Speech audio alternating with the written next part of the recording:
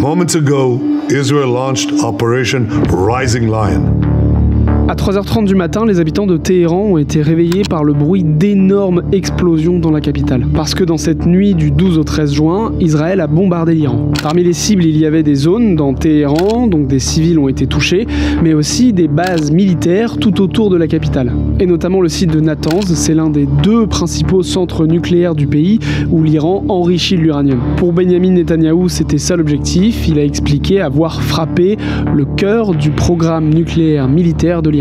Alors pour comprendre les enjeux de cette attaque, pourquoi elle est survenue, quel est le contexte et quelles sont les réactions des pays aux alentours, on reçoit notre directrice adjointe à Libération, Hamdam Mostafavi. Salut Hamdam. Salut. Hamdam, est-ce que tu peux nous expliquer concrètement qu'est-ce qui s'est passé en Iran dans cette nuit du 12 au 13 juin? Qu'a fait Israël? Alors Israël a mené une attaque qui était d'une ampleur inédite, massive. Pourquoi massive? Parce qu'elle a touché un nombre de sites simultanément, ça n'avait jamais été vu en fait. Israël avait déjà attaqué, il y avait eu des bisbilles évidemment, mais une telle attaque d'une telle ampleur sur le sol iranien, ça ne s'était pas vu. Donc elle est inédite par l'ampleur des sites touchés. Donc on a des sites à Téhéran, on a évidemment des sites nucléaires, puisqu'on va en reparler, mais le sujet du nucléaire est vraiment au centre de ce qui s'est passé cette nuit. Et on a aussi des assassinats ciblés, on va dire, des personnalités qui ont été tuées, des personnalités de premier ordre. Par exemple, le chef d'état-major iranien, donc le chef des armées, le numéro 2, si tu veux, qui dirige l'armée iranienne après le guide suprême iranien dont je te reparlerai. On a eu aussi le chef des gardiens de la Révolution. Alors, les gardiens de la Révolution, c'est qui? Ce sont une sorte d'armée parallèle du régime, mais qui est vraiment la force idéologique du régime, des hommes ultra entraînés qui tiennent vraiment toutes les ficelles militaires et qui tiennent surtout toutes les installations stratégiques. Et la question aussi, et encore une fois, des installations nucléaires, tous les programmes balistiques, tous les programmes à l'étranger, etc. Donc c'est vraiment, en plus de ces militaires, ils ont ciblé des scientifiques, par exemple le chef de l'agence nucléaire iranienne. Donc il y a eu à la fois des bombardements sur des sites nucléaires, des lieux importants que les Iraniens essayent de garder cachés, mais qui, en fait, le renseignement militaire israélien a repéré sans difficulté, et des personnalités de premier plan dans ce qui est l'attaque la plus importante pour essayer de mettre fin à ce que Israël considère comme une capacité de nuisance. Merci beaucoup de regarder cette vidéo, j'espère qu'elle vous plaît. Si c'est le cas, abonnez-vous à la chaîne YouTube de Libération. On publie des entretiens comme ça chaque semaine. Sachez aussi que c'est une émission qui est tournée en direct sur Twitch, donc vous pouvez nous y rejoindre. Et d'ici là, je vous souhaite un bon visionnage. Il y a une partie des bombardements qui ont visé la capitale de Téhéran, l'intérieur même de la ville. Il n'y a pas que des sites militaires aux alentours, donc ça a probablement aussi touché des civils. Oui. Alors l'Iran, pour l'instant, a parlé de 95 morts, il me semble, quand même. Les installations, par exemple, les gardiens de la Révolution dont je parlais, cette milice du régime, a ses bureaux, entre guillemets, ces installations aussi dans des zones peuplées. Donc c'est pas totalement que des sites au milieu du désert. Moi, j'aimerais comprendre, est-ce qu'on s'attendait à ce qu'il y ait cette attaque ces derniers jours? C'était dans l'air de l'actualité ou est-ce que c'est une surprise totale? Écoute, c'est pas totalement une surprise. Un mot quand même pour te dire aussi que pour les Iraniens, être frappés sur leur sol, c'est très traumatisant parce que ça n'est pas arrivé en fait depuis la guerre Iran-Irak et que c'est pas, les Iraniens sont pas, on a toujours l'impression que le Moyen-Orient, c'est toujours la guerre, mais en Iran, être frappé vraiment sur leur sol, notamment les civils, c'est pas du tout une habitude. Donc il y a quand même une certaine panique en ce moment, les échos qui nous en viennent, il y a pas mal de panique en Iran face au fait d'être frappé vraiment sur leur sol et dans la capitale. D'autant que c'est la capitale, voilà. Donc c'est la capitale et c'est une ville ultra peuplée, ultra dense. Donc je voulais te rappeler ce point. C'est pas totalement une surprise parce que évidemment, donc Israël et l'Iran, pour faire un petit peu de contexte, mais la République islamique d'Iran ne reconnaît pas l'État d'Israël et le considère comme une entité déstabilisatrice de tout le Moyen-Orient. À l'inverse, Israël considère que c'est l'Iran qui est le principal sponsor du terrorisme dans la région, donc notamment le Hezbollah, qui est en bisbille avec évidemment Israël depuis 1982, et le Hamas, qui est l'ennemi numéro 1 d'Israël, j'ai pas besoin de le rappeler, mais ça s'est intensifié, si tu veux, c'est une guerre de l'ombre qui dure depuis 4 décennies, rien de nouveau depuis que la République islamique existe, donc fin des années 70. C'est vraiment... Alors que l'Iran et Israël avaient avant une bonne relation, ça s'est théorisé quand le régime islamique s'est mis en place. La haine d'Israël a été vraiment théorisée. Et à l'inverse, les gouvernements israéliens ont de plus en plus ciblé l'Iran comme l'ennemi numéro 1. Donc, ce qui a changé la donne ces temps-ci, c'est évidemment le 7 octobre en Israël, avec Israël qui a accusé en fait l'Iran d'être un peu derrière l'attaque du Hamas, puisque l'Iran, on le sait, donne de l'argent au Hamas depuis longtemps. Après, il n'a jamais été établi clairement à quel point les dirigeants en Iran savaient ou ne savaient pas ce qui allait se produire le 7 octobre, mais ce qui s'est passé, c'est que cette guerre, qui pendant très longtemps était une guerre de l'ombre, en fait, une guerre avec des cyberattaques, des sabotages, des assassinats ciblés. Déjà, Israël avait déjà tué plusieurs scientifiques iraniens, même dans la capitale, enfin au cœur de Téhéran. Cette guerre qui était vraiment de l'ombre est devenue une guerre chaude, en fait, une guerre qui remontait à la surface, avec des attaques beaucoup plus intenses, beaucoup plus fortes, y compris, on a par exemple des Iraniens qui ont été tués à l'ambassade iranienne à Damas, donc tu vois, en dehors du sol iranien. On a eu, après, les Iraniens qui, eux, en avril 2024, ont envoyé pour la première fois des drones et des missiles envers Israël, ce qui était totalement inimaginable avant et totalement inédit. Donc c'est monté d'un cran. Et ça, c'est cette attaque d'hier soir est la dernière incarnation et la plus spectaculaire de cette montée progressive. Tu l'as dit, parmi les sites qui ont été visés, il y a donc la capitale de Téhéran, des civils qui ont probablement été touchés, mais aussi des sites militaires aux abords de Téhéran, et notamment Natanz, qui est une centrale nucléaire, un complexe nucléaire iranien dans lequel ils enrichissent de l'uranium.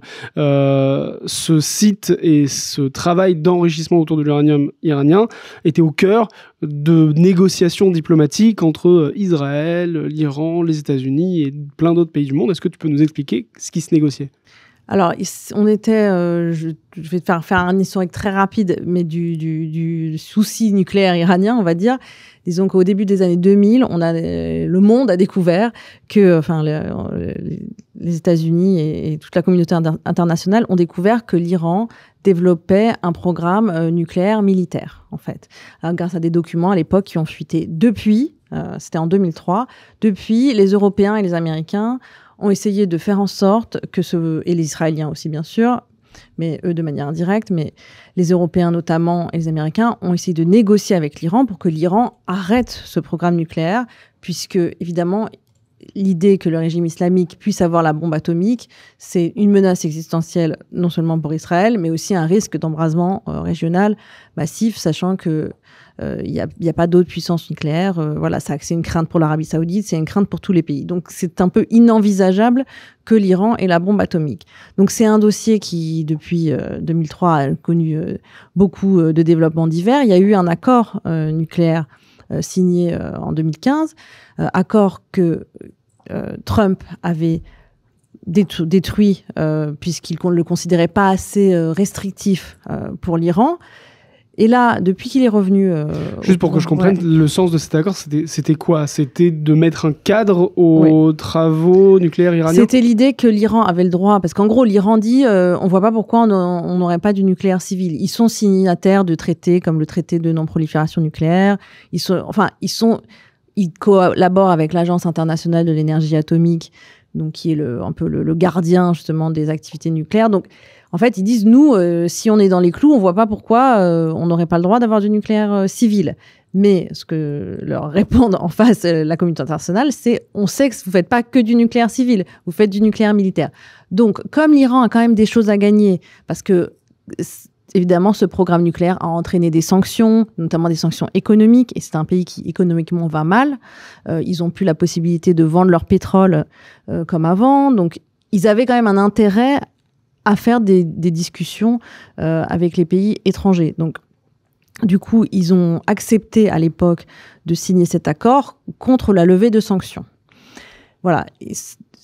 On n'a pas eu le temps de savoir vraiment si ça fonctionnait ou pas, hein, puisque Trump l'a assez rapidement brisé. Depuis, on a eu quand même aussi moins de visibilité, même si jusqu'à récemment, les Iraniens laissaient encore des inspections se faire. Ce qui s'est passé très récemment, c'est que hier, les Iraniens ont annoncé développer un nouveau site d'enrichissement nucléaire et que l'AIEA, donc cette agence dont je te parlais qui supervise, a dit que l'Iran violait toutes les normes qui étaient établies. Et donc, ça a mis une tension supplémentaire. On pensait que ça pouvait se résoudre par la diplomatie, puisque, comme tu le disais tout à l'heure, depuis plusieurs semaines, il y a des négociations entre les Américains et les Iraniens qui se passent à Oman, qui est un émirat de la région, qui sont des négociations qui visent justement à trouver un cadre qui puisse permettre à nouveau à l'Iran de revenir dans la communauté internationale tout en ayant un programme nucléaire civil. Donald Trump n'a cessé depuis son retour au pouvoir de vanter le fait qu'il allait obtenir un deal avec les Iraniens. On connaît sa technique du deal. Mais ce qui s'est passé là montre qu'a priori, c'est pas la seule voie. Donald Trump, depuis ce matin, sur son réseau social, a réagi. Et la façon dont il a réagi laisse penser que cette attaque, en fait, vient mettre aussi une pression pour réussir à obtenir un deal. Parce qu'en fait, ça n'avançait pas beaucoup. Les négociations, les Américains avaient parlé en début de semaine de points bloquants des Iraniens qui n'étaient pas prêts à faire des concessions. Donc, on ne sait pas évidemment à quel point les États-Unis étaient, pour l'instant, on ne sait pas à quel point ils étaient informés. Très probablement, ils ont quand même été informés par les Israéliens, vu la proximité de la coopération. Ils ont dû être informés avant. Et Donald Trump, il voit une possibilité de faire pression sur l'Iran. Il a menacé l'Iran à plusieurs reprises en disant « Si vous n'acceptez pas de deal, tout l'enfer se déchaînera sur vous. Nous sommes les plus puissants de la région. Nous avons des armes dans la région. » Enfin, il a quand même mis clairement sur la table le fait que l'Iran pouvait être menacé dans son intégrité territoriale. Et donc là, c'est la pression supplémentaire et toujours dans l'espoir de faire un deal. Alors, on est encore vraiment quelques heures après l'attaque, donc on n'a pas toutes les informations possibles. Mais est-ce qu'on a déjà des retours à quel point la population iranienne a reçu ces attaques au-delà de Téhéran ? Alors, au-delà de Téhéran, alors tous les médias iraniens en parlent, hein, c'est pas tabou, entre guillemets, la télévision d'État en parle, donc l'information, elle circule même en dehors des zones qui n'ont pas été touchées. Comme je te disais tout à l'heure, dans les zones qui ont été touchées, il y a beaucoup d'inquiétudes et de traumatisme parce qu'ils se demandent si ces attaques vont continuer, à quel point ça peut prendre une ampleur supplémentaire, est-ce que ça peut se déclencher en une guerre plus massive, est-ce que Israël va chercher à encore déstabiliser le régime et donc faire plus de frappes. On sait malheureusement que Israël peut mener des guerres de très longue durée. Donc je dirais que le sentiment majeur en Iran à ce moment, c'est évidemment le traumatisme et l'inquiétude. C'est quoi les réactions des autres pays du Proche-Orient et est-ce qu'Israël ne risque-t-il pas de devenir un État paria ? Alors, bon, la question est évidemment un petit peu complexe. La deuxième partie, bon, il y a eu évidemment des réactions dans la région, notamment des pays les plus proches, comme la Jordanie, qui s'est déjà exprimé en disant, en ne participant pas, il me semble, à la riposte, comme il l'avait fait la dernière fois, puisque les Iraniens, en fait, ont riposté contre Israël en envoyant des drones. Et la dernière fois, la Jordanie avait aidé Israël et il me semble que ce n'est pas le cas là. Il y a eu évidemment des inquiétudes par rapport à l'espace aérien, puisque les Émirats arabes unis, par exemple, ont fermé leur espace aérien. Il y a beaucoup d'inquiétudes et il y a plusieurs pays qui ont exprimé leur peur d'un embrasement régional. Évidemment, parce que tout est très imbriqué. On est déjà dans une situation terrible par rapport à ce qui se passe en ce moment à Gaza, avec un nombre de morts stratosphériques, une situation humanitaire désastreuse. Donc, à ce sens, Israël est déjà, pointé du doigt par tous les États de la région pour son traitement des Palestiniens. Donc, évidemment, ça ne fait que rajouter à la situation diplomatique déjà complexe des Israéliens. Pour revenir sur ce conflit, l'Iran a déjà annoncé qu'ils allaient riposter ? Oui, en tout cas, les Israéliens, l'état-major israélien a dit qu'il faisait face à une attaque de drones iraniens. Après, on n'a pas beaucoup d'informations à l'heure qu'il est sur l'ampleur de cette attaque. Il y a pas mal d'interrogations sur la capacité des Iraniens à riposter, parce que l'air de rien, pour ceux qui n'ont pas forcément la carte en tête, Israël et l'Iran, c'est pas du tout à côté. Donc, en fait, il faut avoir des capacités il faut survoler l'Irak. Il faut avoir l'Irak et d'autres pays, mais il y a quand même l'Irak qui est un assez grand pays. Et il faut avoir la capacité de missiles de longue portée. L'Iran en avait, puisque on sait qu'ils ont utilisé dans l'attaque dont je te parlais en avril 2024. Mais c'est des missiles qui coûtent cher. L'état de l'armement iranien est pas non plus, même s'ils ont beaucoup investi dans leur capacité d'attaque et non pas de défense, qui est aussi un sujet, puisque tu as vu que en fait ces attaques, elles n'ont pas fait l'objet de la moindre défense des Iraniens. Ils sont très peu investis dans les capacités de défense, parce qu'ils ont toujours pensé qu'ils n'auraient pas vraiment d'attaque sur leur sol. Donc, ils ont beaucoup investi dans les missiles pour atteindre les pays de la région, notamment parce qu'ils sont aussi dans une rivalité avec l'Arabie Saoudite, qui est plus proche. Ils pensaient plutôt à ces pays-là, mais avoir des missiles, suffisamment de missiles de longue portée pour attaquer Israël avec une ampleur supérieure à ce qu'on a pu voir, on peut quand même en douter. Dans le chat, il y a quelqu'un d'autre qui se pose une question. La Jordanie et l'Égypte sont les deux seuls voisins avec qui Israël n'est pour le moment pas en conflit. Est-ce que la situation peut changer pour ces deux États ? Disons que je ne suis pas sûre que la Jordanie et l'Égypte aient les capacités militaires de rentrer en conflit direct avec Israël, ni l'intérêt géopolitique. Donc, ce que l'Égypte et la Jordanie ont toujours joué, c'est une sorte de voie médiane qui fait qu'ils n'entrent pas dans un conflit ouvert avec Israël. Je ne pense pas que ça va changer dans les jours qui viennent, en tout cas. En tout cas, pas tout seul. Et une autre question sur ces liens diplomatiques. Est-ce qu'une collaboration Iran-Pakistan est-elle possible pour l'arme nucléaire ? Oui, alors le Pakistan a très fermement condamné l'attaque contre l'Iran. Donc le Pakistan est très proche de l'Iran par sa frontière de l'autre côté.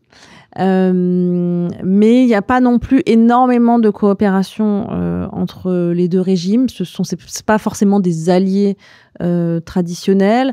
Après, on peut imaginer qu'il y a pu y avoir des scientifiques qui ont filtré des informations, même de manière clandestine, puisque le Pakistan a obtenu ces informations pour son nucléaire de manière clandestine. Après, les Iraniens ont aussi pas mal, eux, de scientifiques suffisamment malins et formés, entre guillemets, pour travailler sur le nucléaire.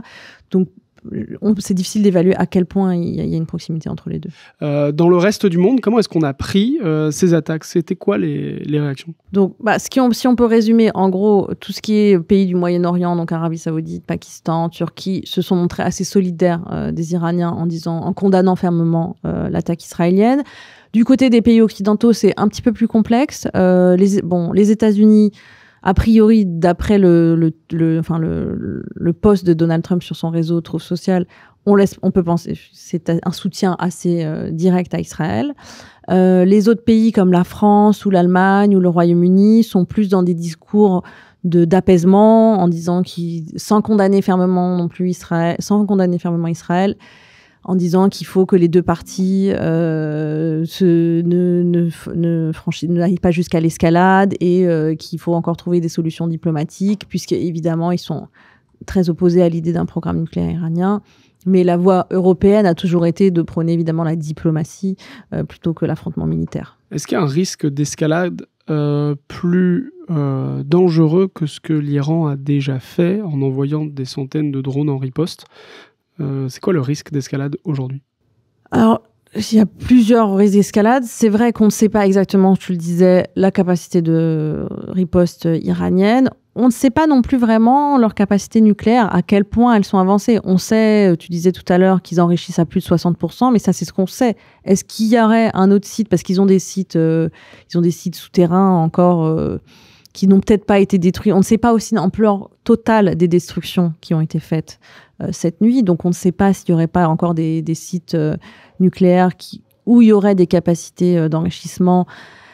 Est-ce que, ça paraît peu probable qu'ils aient déjà développé une bombe ou je ne sais quoi, mais c'est vrai que c'est de ce côté-là qu'on s'inquiète. Est-ce qu'ils vont encore, avec ce qui leur reste comme capacité, développer des capacités nucléaires. Après, il y a tout ce qu'on n'a pas encore parlé, mais tout ce qui est la politique des proxys de l'Iran, c'est-à-dire tous les groupes affiliés à l'Iran qui peuvent, entre guillemets, faire des dommages dans la région.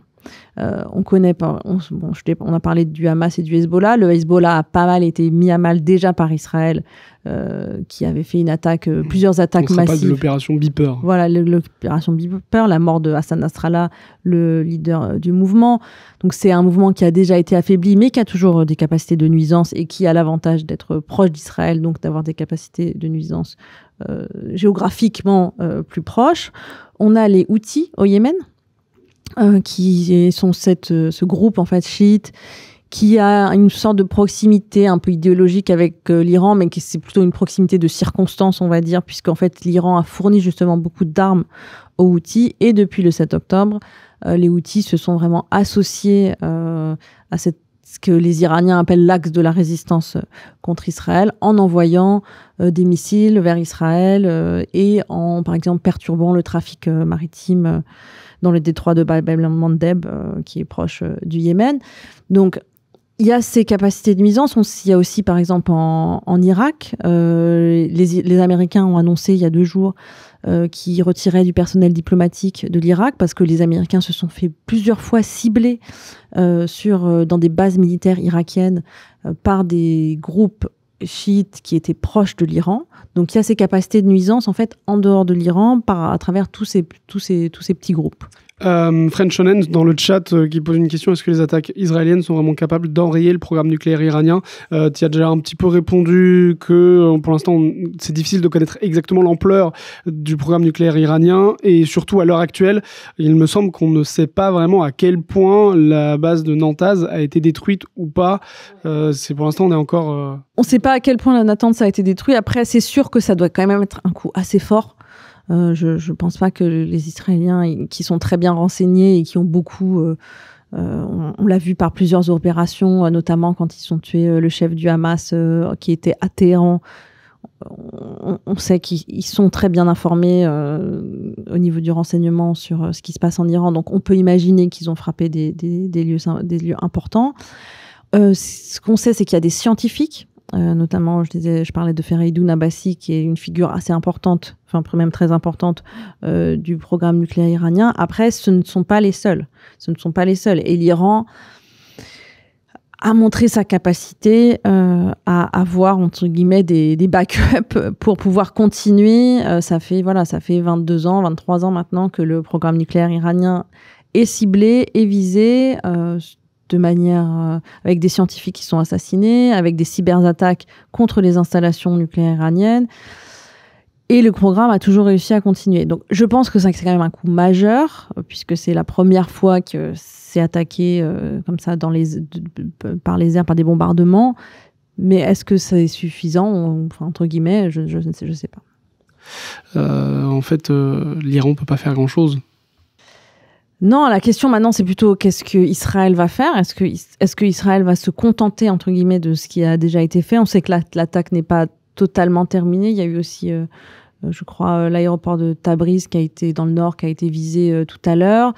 Il y a encore d'autres sites nucléaires, je te le disais, qui n'ont pas encore été visés. Il y a Fordo notamment. Est-ce que ça va continuer et qu'est-ce que les Iraniens vont faire derrière?